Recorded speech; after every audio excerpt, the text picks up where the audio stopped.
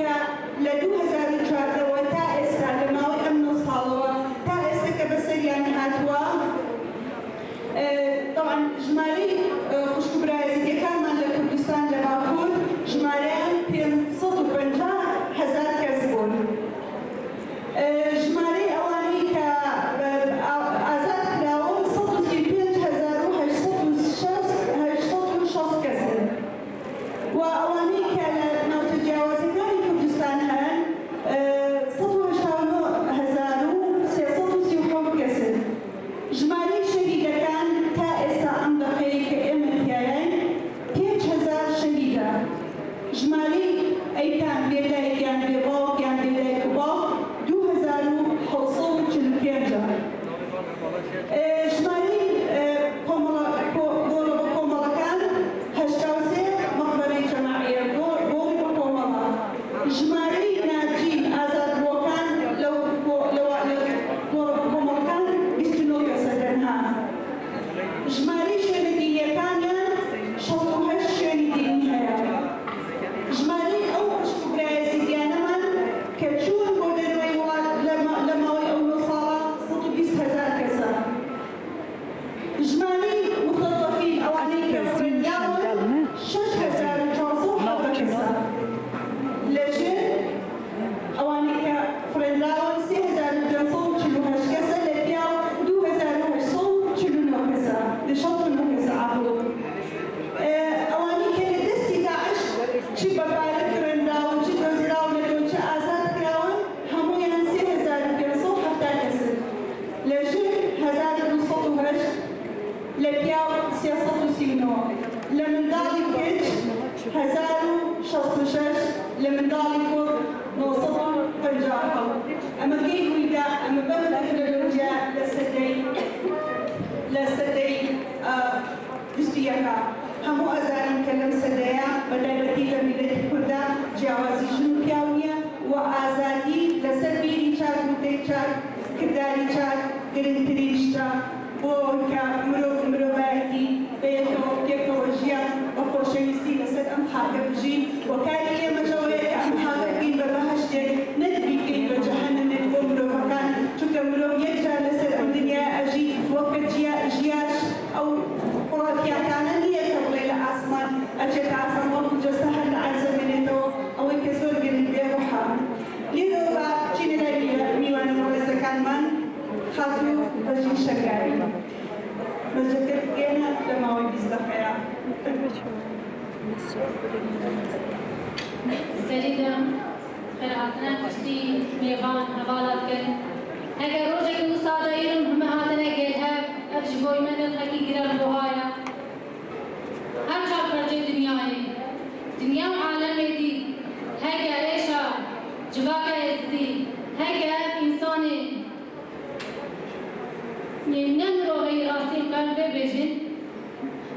به هزا بناب داعش الترتیب aslında حزب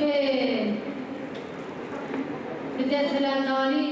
به دولت دسلطان هاتا آقا گیریم ام تنه بیشن حزب بود نا به داعش نوسانه گیر بود ام حزب به دولت دسلطان هاتا آقا گیریم و قال الدولت آجی دست وان بود آقا گرنا به حزب ده بود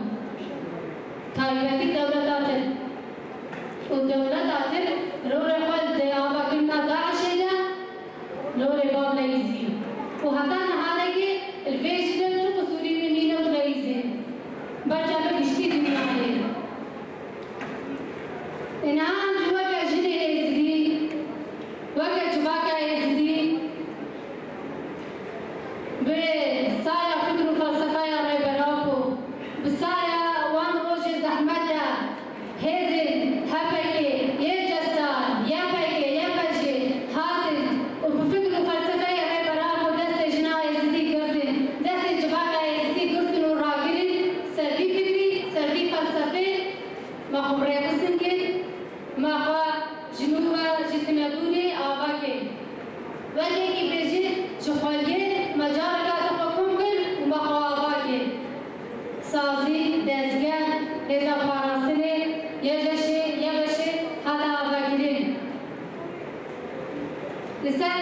اساس کلبندانا هفتی و چهارم سر اساس ندری فرمانه کاریاب سر جوابه دهاتی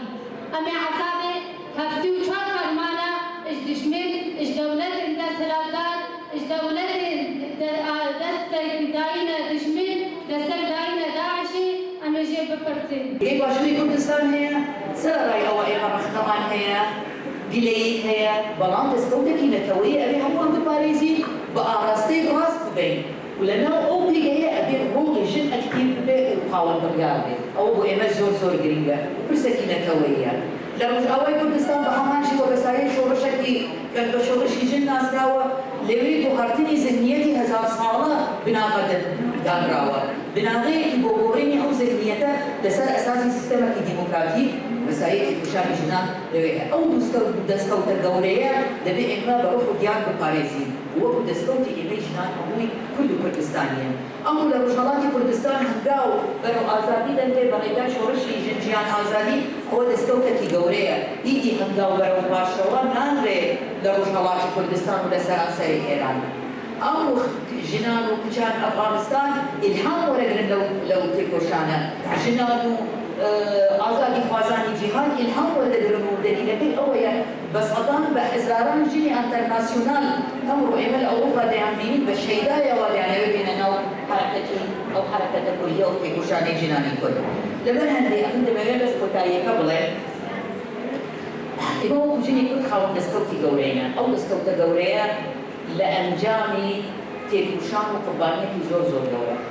بدیان بحزاران جنی ما لبركاني جدي آزادي ديان خيام فدا كله هو باراستني أو خاطئ إما أمو لسري جيان دكي بس صدان وبأزاران كشي إما خيام للشيار كانوا لشوينا كان أو شو تسليمات يوم قبولنا كلوا بس صدان بديان وبس صدان جمي إما أمو لزنداني وحشتناكي وطاني داري ترن وكو إيران وتركيا وحتى لو كذا لعراق ولسوريا أول راسية كبرزان إما دبيرزاني إما لينا بساري خيني أو كسانا كأو جان تفكير كأختيران كدوا هو أول ما بتواني بدينا روجي أمور. إيش أكثر شغال شبابه ويجي بقى يزيد خطوات بارزة. أبني منك مثلي جبوي شغال. جالك أبني منك جبوي حمي جوا كمان إيه كنت بندري إذا تجي باشوري كردستاني تجي. أب جزء جنان تبع بدينا هاد وأجهز ببهجز كيف جبوي ديمقراطيين جبوي آزادية جبوي فكرات جيانك آزاد تبشينك هربش وأما صدق كل أمثال بتبشين كل ما كنت بي تبشينك هربش إيش أنا حنيك بل خدانا ببي جن آزادي شوا جينا آميني لرجلات كردستاني الإيراني بو شروسكك هوري بو شروسكك جبي قيدين آزادي برخدانا جنين شغالي بو هيفيك جبوي حمي جلال بينوسا وهذا من ناريهان آخر كل بدأ بالسليمانية قتل كريم هذا شيء خصن وفكرياتا فلسفة بشكلها جنا آزاده هوال ساكنه روح ديريوانا بو سردمي فرمشينه كهربش واللي هذا بري جهاني هرشي كردستاني بهذا إيرو شوا إيه كوالي شغالي عندبين يكه إيش أو يكه كوريدورا بتشوا خدي دكتنا بسطح زلنا نروحيكر إيرو عندبين قالي شغالي إيش بسطح زلنا كولان ده لسان عالدقاري أخوة هنعملونه كوشبال بونه اشتاق بدينا كمزنة بدينا كم بفرمانه جبوي بقران الشغال خورتل به جبوي بقام دقاري من جيانا خورتل في الشغال كيوسلا بقران الشغال خورتل به ديسا جب قصدية شغال فرمي بنا قبل كرن جبوي بو عزمان الشغال جبال فرن دولتا تركيا ولا قد فكرن داكو إيريش شغال نكه كيوسلا نافوي لإراق ولتبع جهان جي دخوزيك جبوي كو عزمان شغال جبوي بالفرن تركيا ولا قد فكرن خودانك بريكن تكوشينا حميانه شو إيرو جنك أفغانستاني بإيش إيروج أب إيش عمك وأبخار ببكر ويدامية كتيامة ويبهستر شوا جنجان آزادي نتهني فكرياتا جنا آزاد فكرياتا كابوشينا جنا آزاد تاني دكتهولي إيرو فكرياتا جنجان آزاد جنجان آزادي وفكرياتا كابوشينا كهبش يا جنين دابدا تبيجي جبال بيوز ده أول جنين كرد للشغال دبر لسليماني دبر لولير دبر لكركوكي دبر لمخمور دبر لقدر دبر برا دبر أم حميد باتفاق أخوة بيكتيا أخوة بحسكرنا أخوة بقاربنا إيش أخوة بتكوشين أخوة باش أم نزبكن داكو أم قاربن كيشيل دتقنا الجنيه بقرن أم إريشيل سر جنيه أم بقرن جميكو أم إريشيل جنوسيتا أم بقرن أم بيشيل هاك روش والكولانا جنك ولا قد بقرن يعني شداد الهمالي جنيه ولا نشانين قالك أم همالي بيت تكوشين أخوة نزبكن